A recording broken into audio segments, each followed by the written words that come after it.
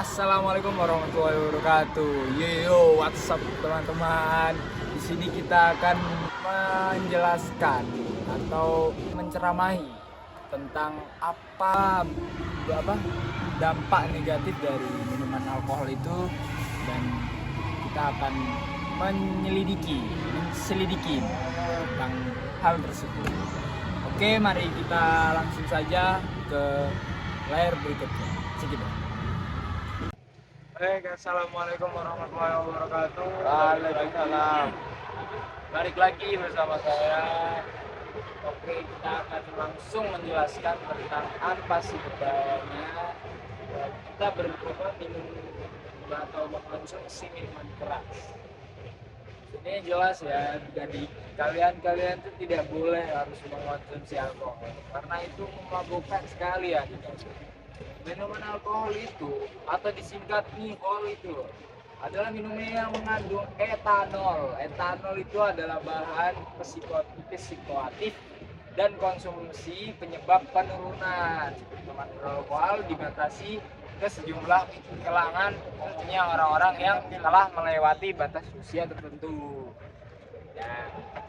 Dan kalau ada yang menanya apa yang dimaksud dengan minuman alkohol itu, dengan demikian itu yang dimaksud dengan minuman keras itu segala jenis minuman yang memabukkan, sehingga dengan minuman menjadi hilang kesadaran.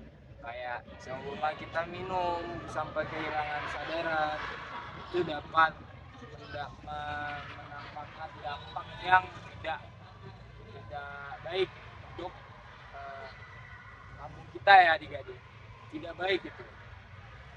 Kalau ditanya itu minuman alkohol itu minuman berjenis apa gitu.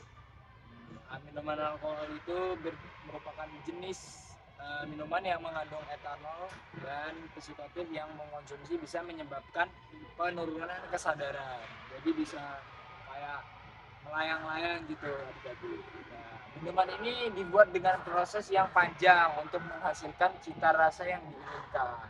Berbagai jenis alkohol dapat dalam diminum keras itu punya kadar alkohol yang berbeda-beda.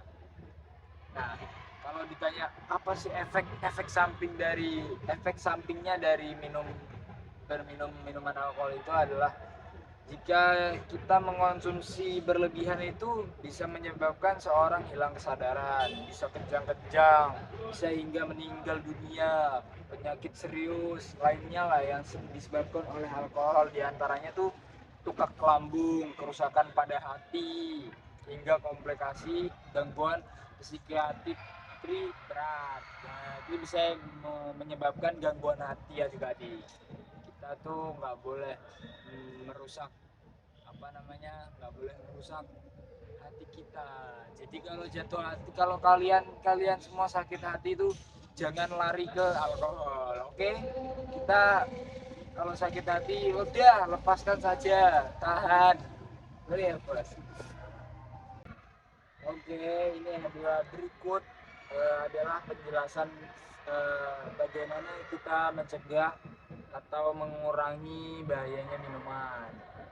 Yang pertama tuh kita bisa membuat rencana pengendalian diri. Jadi kita harus bisa mengendalikan diri kita bahwa kita tuh udah jangan minum alkohol dulu. Yang kedua tuh hindari godaan untuk minuman miras. Nah, godaan itu adalah syaitan, seperti teman kita yang ingin mengajak kita berminum miras itu tidak boleh, dilarang itu. Karena itu uh, kayak mengajak itu ya sebagian dari godaan. Yang ketiga itu atasi situasi yang tidak bisa dihindari. Situasinya lagi mendesak gitu, atau lagi kayak sendirian gitu, jangan seperti itu. Oke, alihkan dengan aktivitas lain. Nah, kita bisa menggantikan, kita jangan mau minum alkohol, bisa digantikan dengan aktivitas lain. Kita bisa bermain PS lah kalau lagi stres atau gimana, atau lagi sedang sakit hati atau sedang ada masalah, jangan larikan dengan miras, tapi menyibukkan diri di aktivitas. Yang kelima itu belajar mengontrol emosi dan stres. Bisa juga itu dikendalikan juga stresnya sama marahnya, emosinya. Rata-rata itu orang-orang stres, orang-orang emosi itu juga menimbulkan adanya mengajak buat minum alkohol. Itu tidak boleh, harus bisa dikendalikan. Yang keenam itu minta dukungan dari orang terdekat. Nah, seumpama teman kalian ada yang menyadarkan kalian bahwa minuman alkohol itu tidak bagus, minuman miras itu tidak baik bagi kesehatan. Jika ada teman-teman kalian yang ingin mengajak, itu dinasihatin dulu, dikasih dikasih pencerahan buat mereka yang ingin minum minuman miras. Yang ketujuh adalah konsisten untuk berhenti minum alkohol. Nah, kita harus konsisten, kita harus percaya kalau kita itu bisa buat tidak berminum minuman keras. Kayak kita yakin kita nggak bakal minum gitu. Iya toh. Nah, berikut adalah apa alasan orang-orang mengonsumsi alkohol secara berlebihan. Nah, banyak faktor yang dapat mengaruhi seseorang mengalami kecanduan alkohol. Antara lainnya nih, faktor psikologis seperti stres, depresi yang tadi saya ceritakan tadi, dan kesulitan beradaptasi, faktor sosial seperti dorongan dari orang lain untuk minum alkohol serta ketersediaan alkohol di situ. Itu adik-adik. Oke.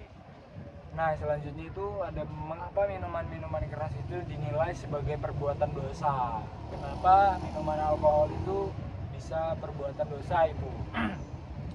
Karena miras itu menyerang kesadaran peminumnya, sehingga dengan kehilangan kesadaran, maka peminum miras dapat melakukan perbuatan yang lebih besar lagi, yaitu melakukan perzinaan, pembunuhan, bahkan bisa berbuat syirik yang ketiga tergolong dalam dosa besar. Nah, semisal kita kehilangan sadar itu udah nggak tahu, udah masih petit woy, ya adik-adik nggak boleh minum minuman alkohol. Stop, mari kita ajukan sponsor stop berminum alkohol. Berapa kadar alkohol yang diperoleh dalam Islam? Produk minuman yang mengandung khamr hukumnya haram. Produk minuman hasil fermentasi yang mengandung alkohol atau etanol minimal 0,5% hukumnya haram. Produk minimal hasil fermentasi yang mengandung alkohol atau etanol itu kurang dari 50%, 0,5% itu hukumnya halal jika secara medis tidak membahayakan. Nah, begitu adik-adik. Oke, yang selanjutnya. Mengapa kita harus menghindari minuman beralkohol? Nah, selain meningkatkan resiko kematian tuh, kecanduan alkohol juga dapat merusak organ hati atau liver. Nah, itu juga organ ini berfungsi untuk membantu proses pencernaan makanan, menetralkan racun dalam darah, dan mengatur kadar gula dan kadar kolesterol dalam darah, membantu proses pembentukan darah serta menghasilkan hormon. Jadi hati-hati ya. Berikut nih 10 dampak negatif alkohol bagi kesehatan ya. Menyebabkan kerusakan saraf kita jadi rusak kalau kita meminum alkohol seperti itu, dan menyebabkan gangguan jantung. Nah, dapat mengganggu sistem metabolisme tubuh, mengganggu sistem reproduksi, menurunkan kecerdasan, dan menyebabkan kenaikan berat badan, mengganggu fungsi hati, menyebabkan tekanan darah lainnya.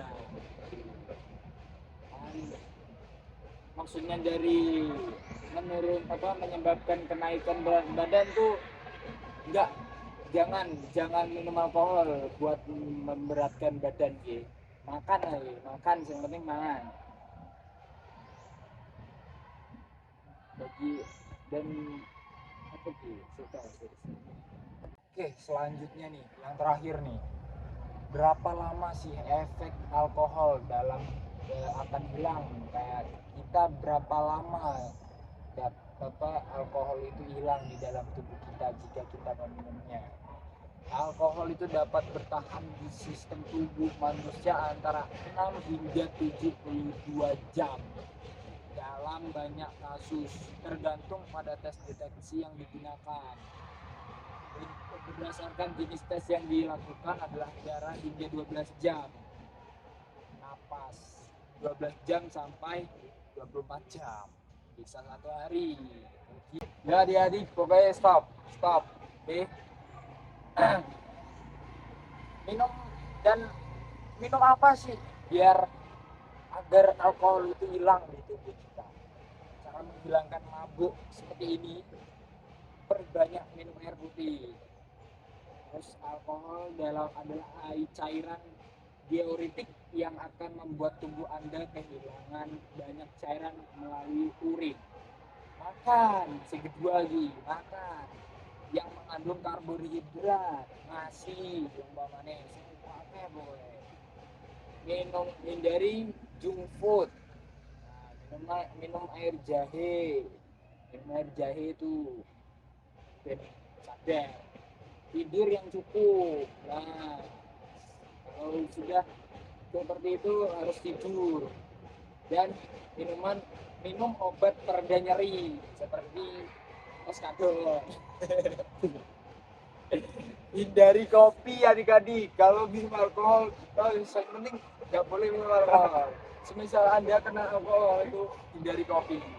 Makan telur juga nggak boleh. Oh, jadi makan telur nggak boleh. Gitu. Oke guys, cukup sekian dari hasil penyuluhan tentang dampak negatifnya kita mengonsumsi minuman keras ya. Kurang lebihnya saya mohon maaf apabila ada perkataan saya yang kurang berkenan di hati Anda atau kalian semua.